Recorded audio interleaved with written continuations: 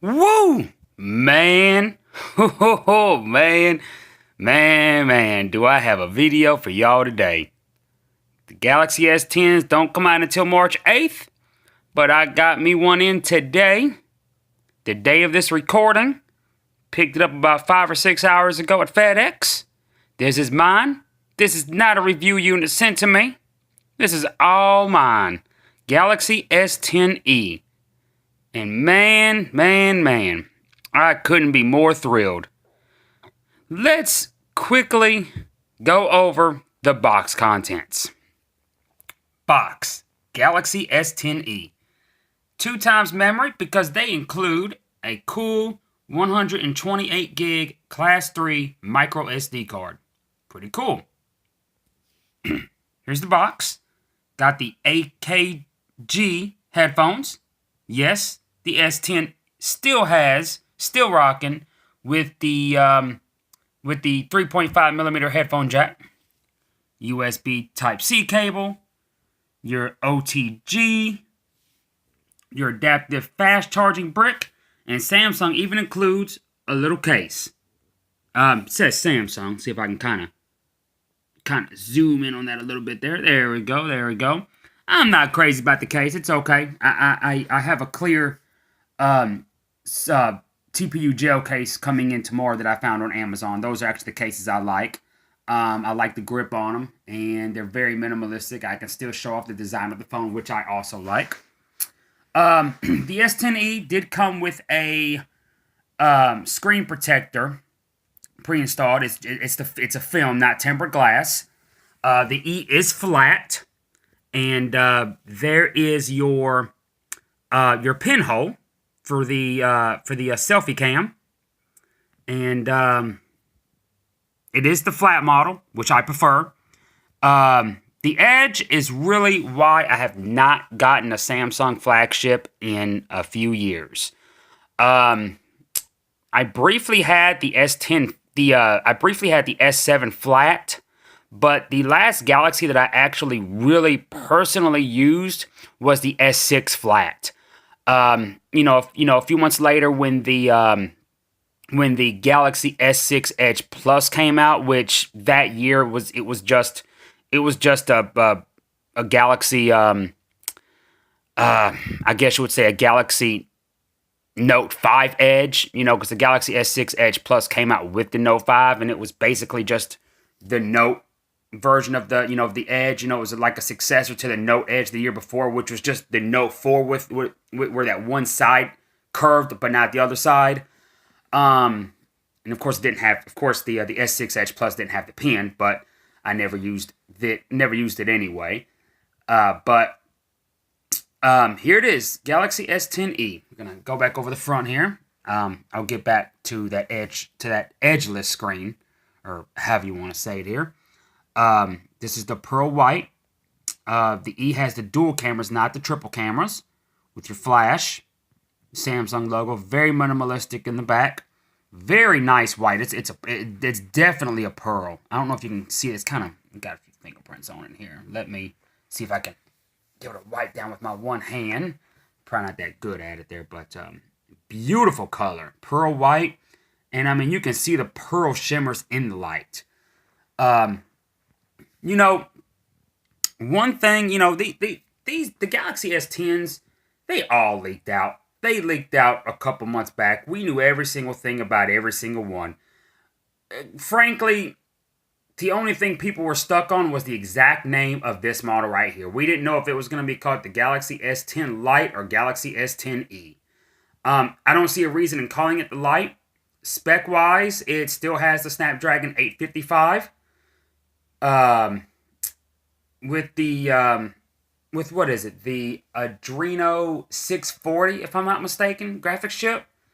It has 6 gigs of RAM instead of 8, like the regular S10 and S10 Plus. 128 gigs internal instead of 256. But again, you do get the free Samsung micro SD card, which does give you 256. But I think the other ones come with a micro SD card too, bumping their size up as well. I think the thing that surprised me the most, the one thing that we never got anything about, it wasn't a rumor, there was no leaks on it, was the new OLED technology that Samsung was going to use. Even on the E, it's used, and that is their new AMOLED screen. Oh man, I'm so excited! I freaking forgot the name of it. I know Optics AMOLED is OnePlus's name for just a Super AMOLED. The Dynamic AMOLED. That is Samsung's all new technology that only the Galaxy S10s have, including the E. The E is 1080. It's full HD, not quad HD. But again, you're still getting that dynamic AMOLED. You're still getting the Snapdragon 855. Honestly, I've been really hard on Samsung the past few years about their pricing. But for $750, this is right. This is right. You can't really complain. Samsung started raising their prices when the S7s came out. I remember the S6 was still $650, like all flagships. The S6 Edge was $100 more. The next year when the S7 came out with the Snapdragon 820, it was like $70 or $80 more than the previous year. It was either $720 or $730. But at that time, Apple did that too. Everyone started doing that. It was kind of like inflation hit the smartphone market back 3 years ago. And the average price for the smartphones, which, for your flagships, which used to be $650, went up to $320, $330.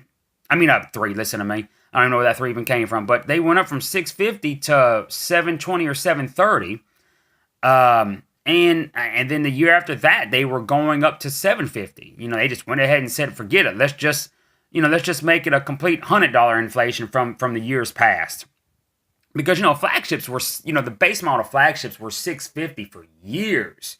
I remember, I knew what I paid for each flagship with tax. It was always the same. But Samsung, definitely being such a big name, of course, they're going to raise their prices like Apple. That was one of the things that used to keep me buying LGs, because LGs always kept their prices lower than Samsung's with the same specs. But as years went on, that wasn't always the case.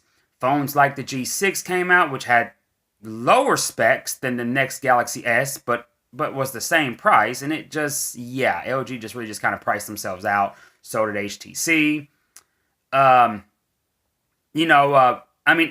the secondhand value of Samsungs, like Apple's, have gone down because people have seen the value in devices like OnePlus.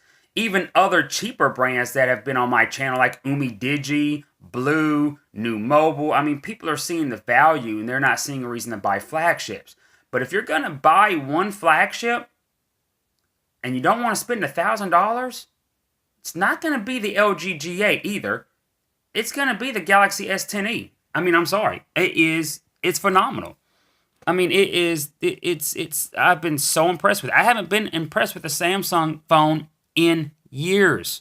Years, people. I really haven't. The price is right. You're still getting the dynamic AMOLED, the Snapdragon 855. I know I've said that, twice already. I'm making it a third time. Adreno 640. For $750, last year, the year before, etc., you were getting 4 gigs. This has 6 gigs. It may not have the 8 that the other S10s have, but it has 6.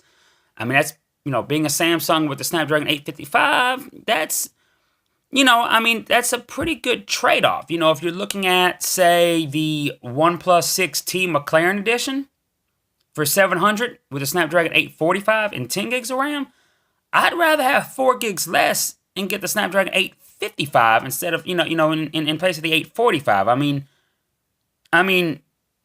This thing is a monster. It's going to be a gaming beast. It's just the One UI. I haven't had much play with it yet. I haven't even put my SIM card in it yet.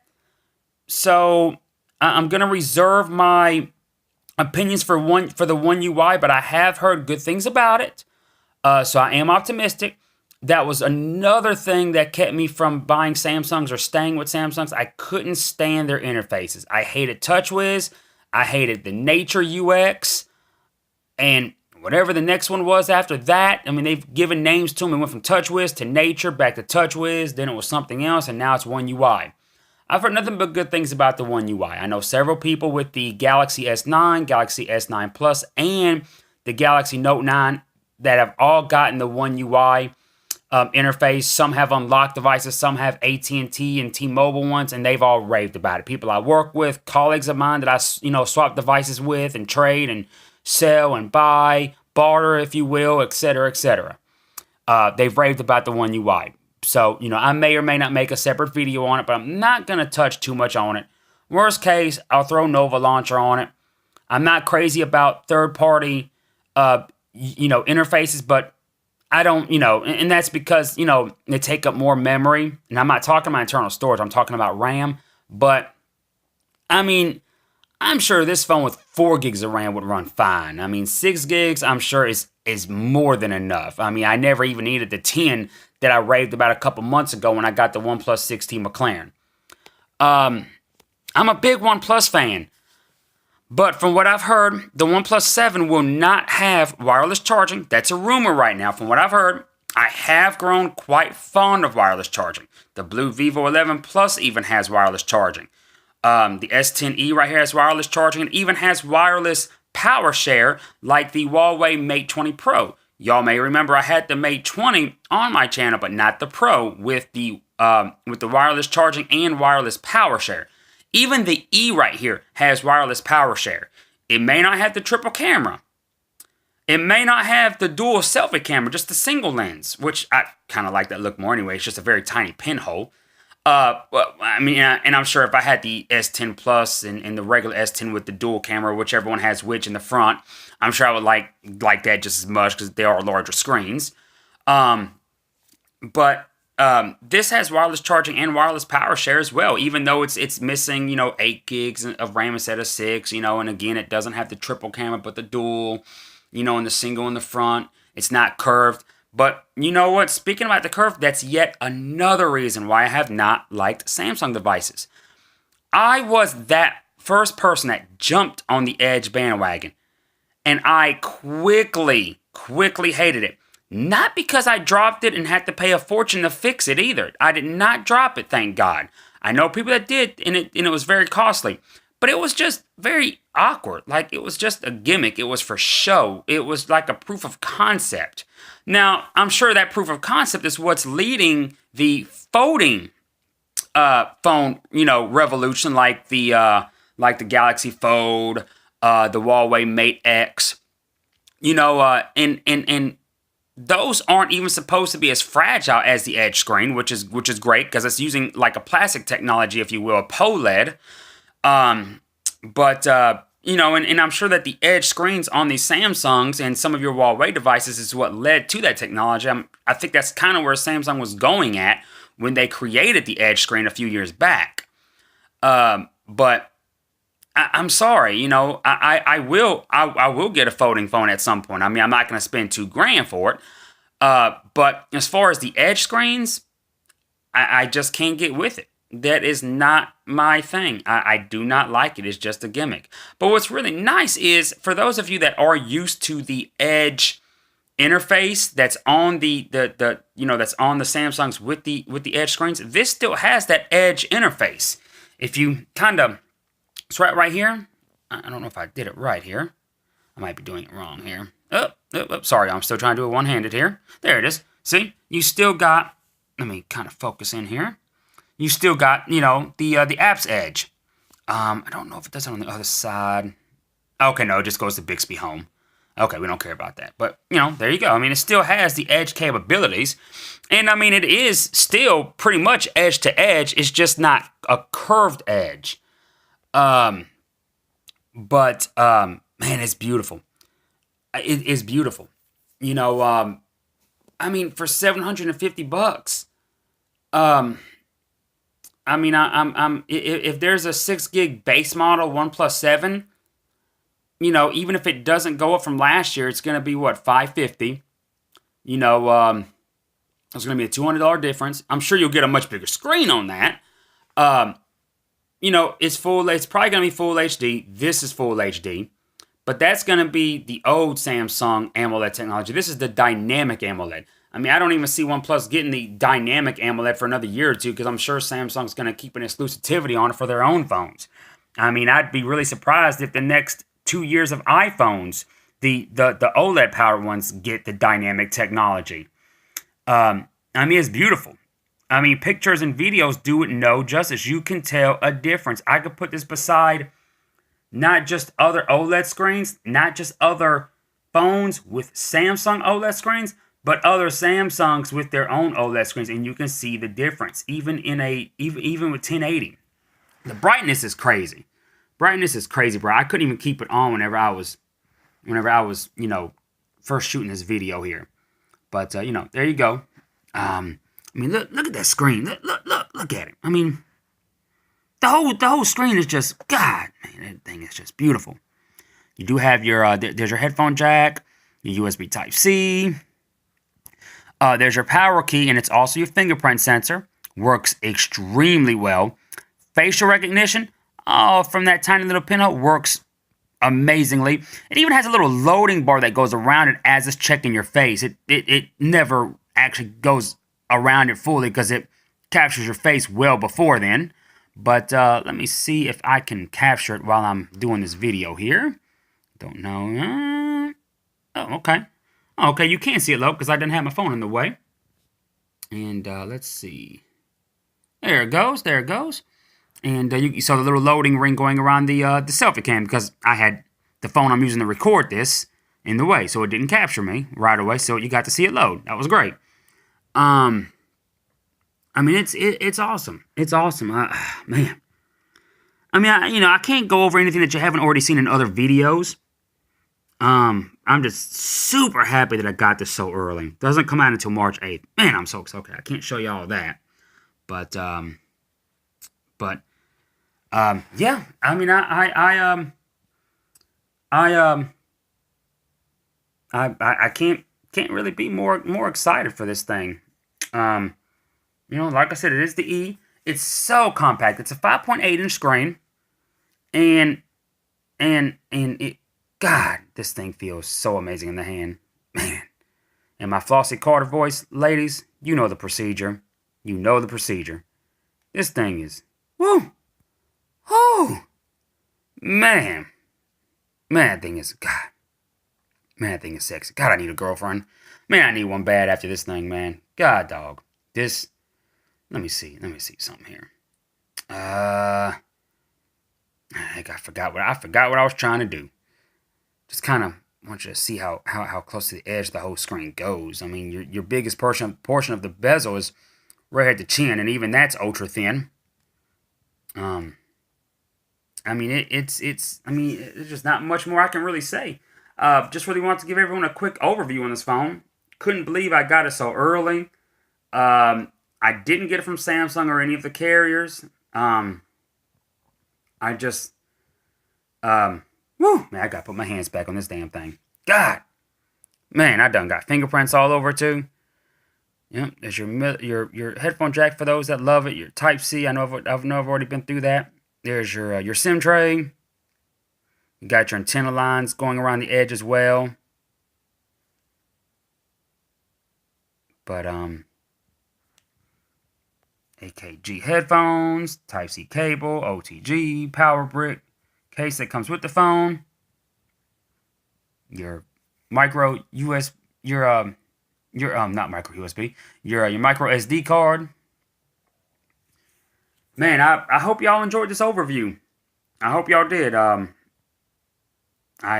couldn't wait to really bring it to the channel and show y'all. I do have another video, and you may see it before or after this. I have had the Moto G7 since Friday, putting it through its paces. I just had to do a video on this so quickly when I just got this today and haven't put it through any paces.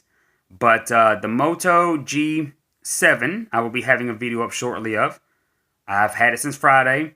It should be available at Best Buy on March 1st, if I'm not mistaken. It is the G7, just the regular one, not the Plus, obviously, which isn't coming to the US. But it's not the Play or the Power either.